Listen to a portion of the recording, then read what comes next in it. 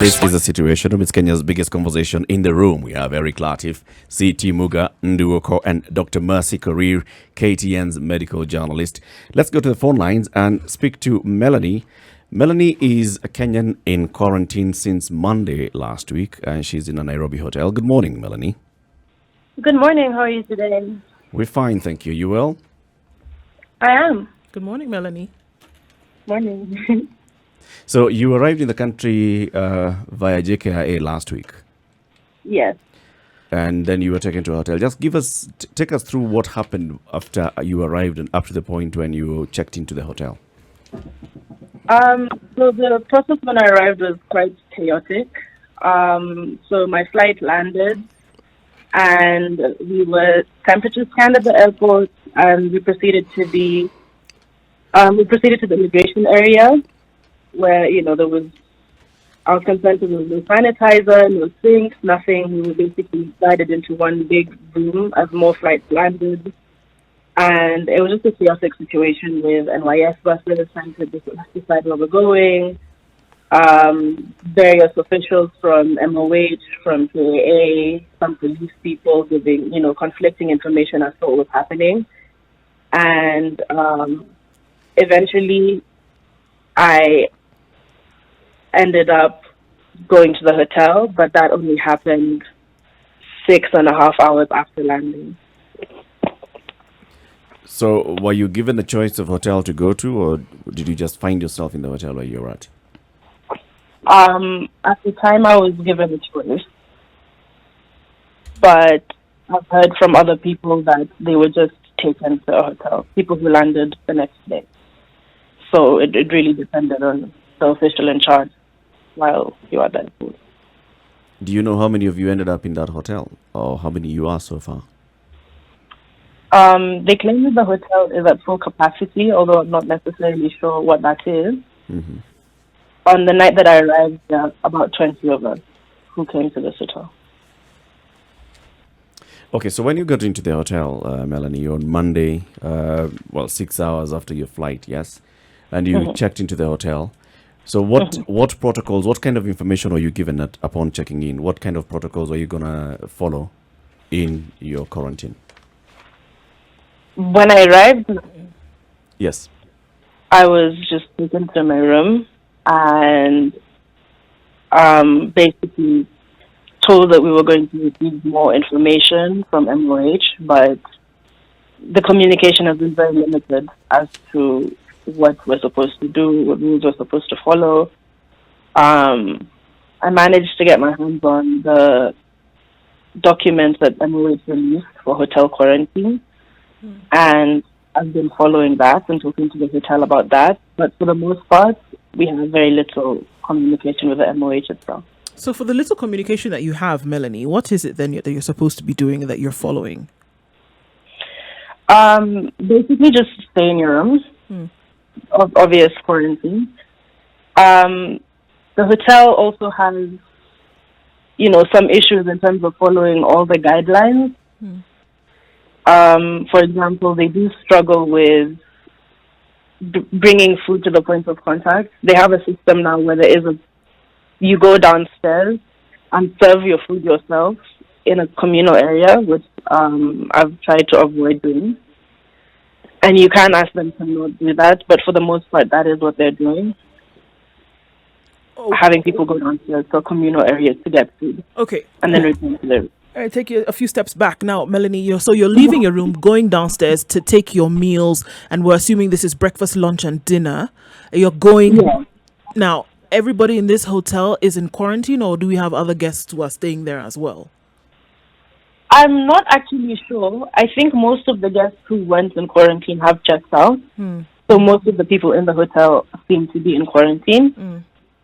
And that is the organization for food. I have, complained about it, and it doesn't follow the MOH guidelines, which state that the meal should, basically be delivered to outside your door. You collect it, you eat your meal, you put the dough outside, and whatever cutlery you use is basically put in check immediately. So I've personally tried to avoid going and meeting in communal areas, but that is what the hotel is doing right now. How did you get these MOH guidelines? Were they given to you by the hotel or by the government? How did you get them? Through personal connections. It was forwarded and forwarded because I made a thread on Twitter and somebody said, "Oh, I thought you should see this." So the hotel the management have not had any conversation with you regarding those guidelines. I forwarded it to the management. Whether or not they saw it before I forwarded it, I'm not sure, but I did share it with the management. All right, back again to how you're accessing your meals. So people are going to the communal area, serving themselves. So it's a buffet, I'm assuming. Yes. And you're using the same facility, the same serving spoon. Yes. And then in the lifts, is there any issue like self-distancing? No, I tend to avoid the elevators. Personally, I take the stairs because a lot of people end up in the elevator at one point. And also recently, one of the elevators at the hotel stopped working, therefore only one was running. Right. So we made it even more crowded. And what about sanitization of your room, for example, where you are? How does that work? Technically, the hotel is supposed to provide cleaning facilities. So bleach diluted to a certain ratio, and kitambas and other things for cleaning. We've yet to receive that from the hotel, but they did provide, I think, hand sanitizer to be for our own personal use, and they did let us change our own linen. That's about it. How many times have you changed linen since Monday? Once. And the towels? Towels you can get upon request, but so twice. It sounds like you still have a lot of contact with the hotel staff when they're serving you. Are they wearing any protective gear? Most of them wear masks and gloves. Some of them not correctly. You'll occasionally see one wearing like one glove or the mask upside down or things like that. I'm not necessarily sure why that happens. What do you mean upside down? What's the upside down of a mask? Oh, the mask has a specific place that's supposed to bend over the bridge of your nose to prevent effluent. Yep. So you'll see them wearing with that special place upside down or inside out. Okay. Okay. Now, I mean, looking at the details of how it has been happening. Now, if we want to look at how you're feeling, and not necessarily how you're feeling in terms of being sick, but how you're feeling in terms of confidence that this situation then would be handled if anything would happen or not happen after the 14 days quarantine. Personally, I'm feeling, conflicted because on one hand, it is a very difficult situation for very many officials, not just Kenyan ones, just worldwide. It's unprecedented what they're trying to contain and deal with. Yeah. And so I understand it to that extent. On the other hand, just the disorganization phase when I first got here makes me feel wary that the situation is being handled as best as it can be. Knowing the limitations that the Ministry of Health and the government is facing right now. So personally, I just feel like a little bit more can be done. I understand that it's difficult, but at the same time, I feel like a little bit more could have been done, or a little bit more preemptive work could have been done, because it has been a situation developing in the world since January. So I feel like a lot of preemptive work and systems could have been, at least put in place before the very last second. Okay, Melanie, is there news of mass testing that the government talked about? Have you had any information, or had any officers from the Ministry of Health, for example, come and collect samples for the testing? And have you been, if so, have you been told what happens next? I haven't heard anything from the ministry just yet. I think the CS in his address on Friday said that everybody in the mandatory quarantine, will be tested. And we were told on the first day that we'd be tested on the 5th day of us being in quarantine. But that's yet to happen. So I'm just hoping that the testing can come.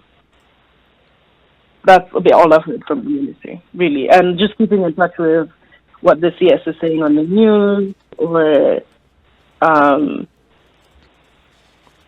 things being said on, social media by the Ministry of Health. I'm getting the same information as anybody outside.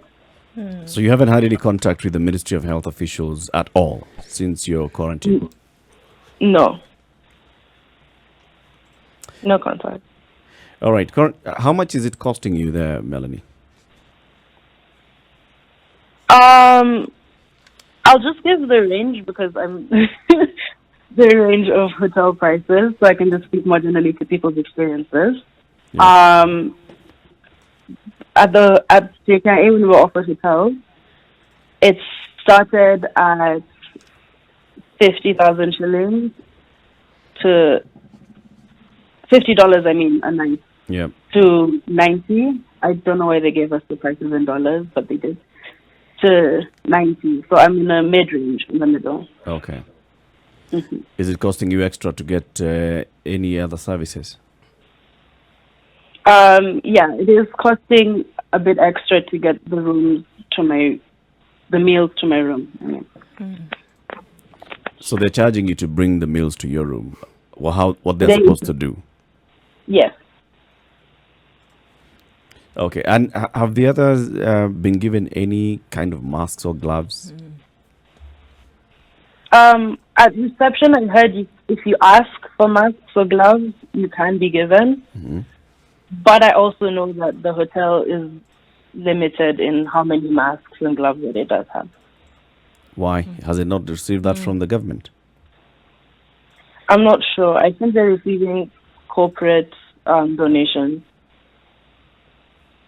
So what they have is basically what they have acquired, not what the government has brought, to the best of your knowledge.